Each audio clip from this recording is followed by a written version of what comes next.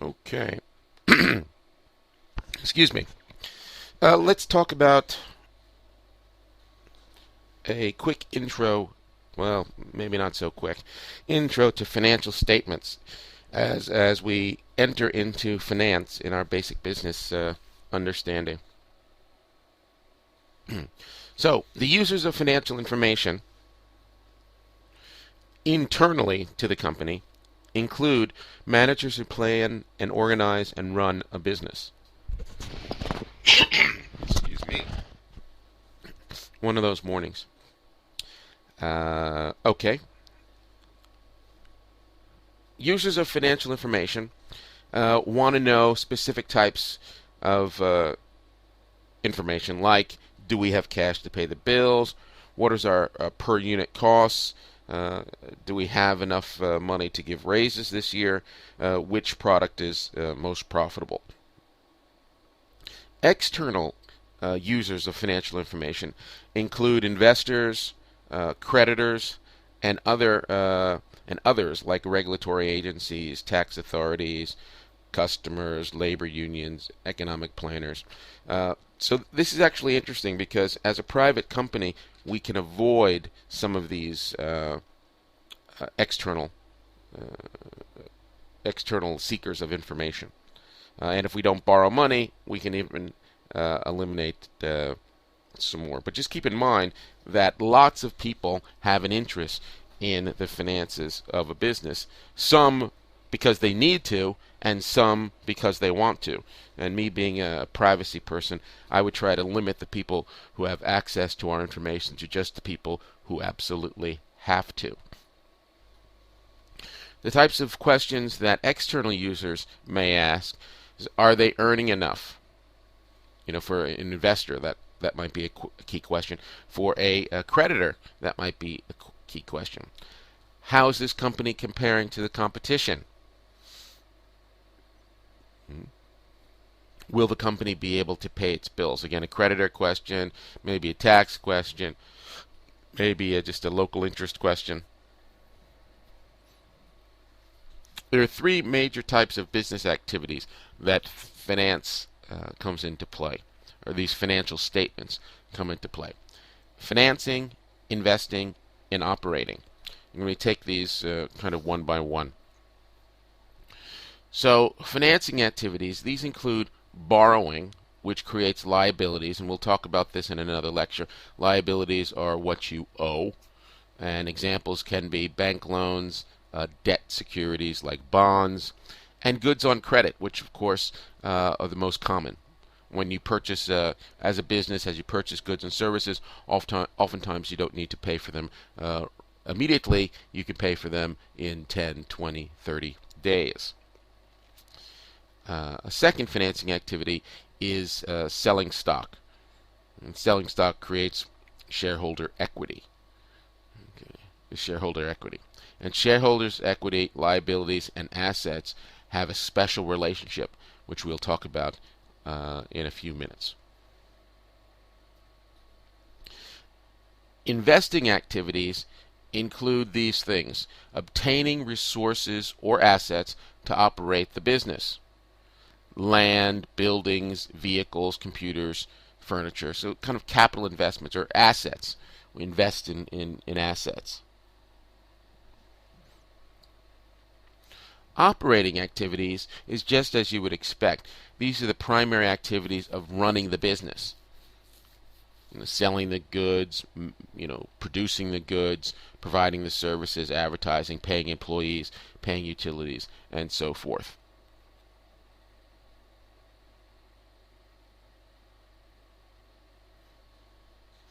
Operating activities, lead to expenses, and expenses are the costs of doing business. Revenue is generated from sales or services. Okay, we've talked about revenue before. Sometimes it's called turnover, sometimes it's called sales. Really depends on the context and depends on the country you're in. If revenue is larger than expenses, we get a net income. On the other hand, if revenue is less than expenses, we have a loss. Very simple. Also, loss is often done in red. Often losses are have parentheses around them when you look at the financial statements. Okay. So accountants communicate with users through three primary financial statements. And these are the three primary financial statements that we as entrepreneurs, especially those that create business plans, are most interested in. Income statement, the balance sheet, and cash flow statement.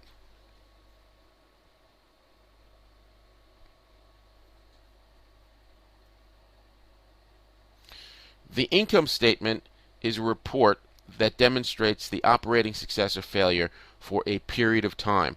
So it's over a quarter, over a year, over 2 years. It's always over a time period.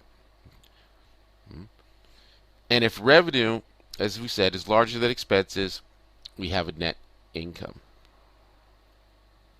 And here's an example for the Sierra Company.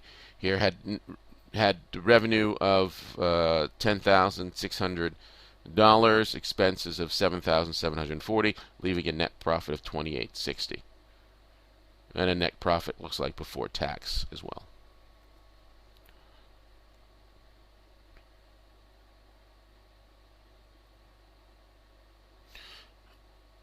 While an income statement is over a period of time, a balance sheet is a snapshot statement, meaning it's at one particular point in time.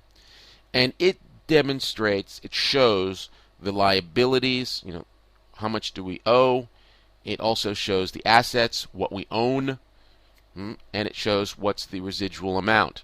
And so this is the basic accounting formula that you need to be aware of, is that assets equal liability plus shareholders' equity. And of course, if the law of transitivity, for those of you math whizzes out there, assets minus liabilities equals shareholders' equity. The same equation.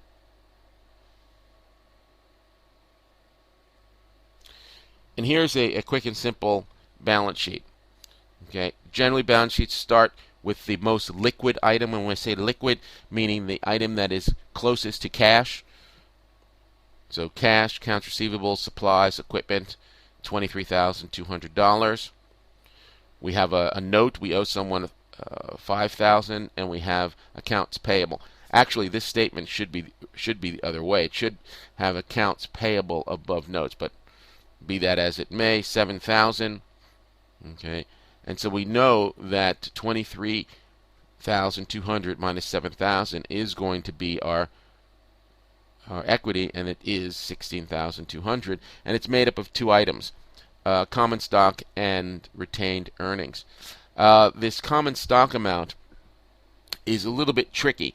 It isn't the amount that you initially sold the stock for. It's more related to the initial par value of the stock, which is a little bit complicated, and we don't need to really get into it. But the point is that the retained earnings in total must equal the balance when you subtract your liabilities from your assets.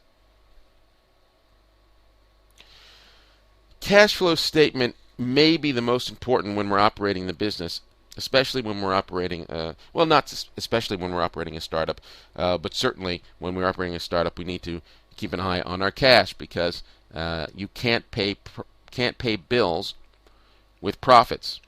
You can only pay bills with cash, and profits and cash are not the same thing. So cash flow statement provides information about cash receipts and cash payments, and it also is a period statement, meaning it's over a period, whether it be a month, a quarter, or a year. And our cash obviously has an impact on our operating, on our investing, and our financing activities.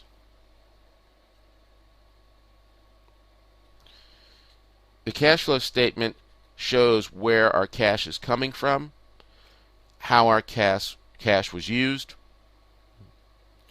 and what was the change in our cash balance over the period. And as I said, you can't pay bills with profits, only cash. And when your cash runs out, you're effectively out of business. So this is a very important statement to keep an eye on. You need to control your cash at all times.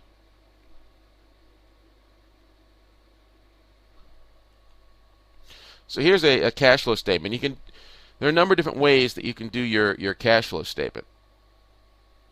But this one here, I just pulled in. You can kind of disregard this amount right here. Here we got cash in from operating activities. We got cash out from operating activities, leaving us a net cash balance. Then we purchased some equipment here, so we got to subtract that. We issued some stock. We issued a note, that's $15,000. We paid a dividend. So all total, we have a cash balance in this particular case of $15,200. Let me just check here.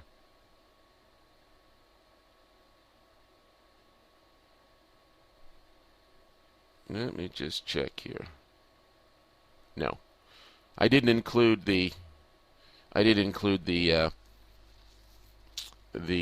balance sheet for the Sierra company, just the income statement. Okay.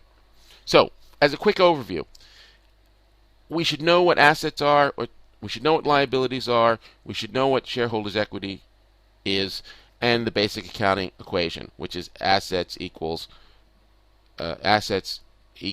well, what was the equation? We can look at it a number of different ways, but it's assets minus shareholders' equity equals liabilities, or assets equals liabilities minus shareholders' equity. Whatever it is, we know what it is.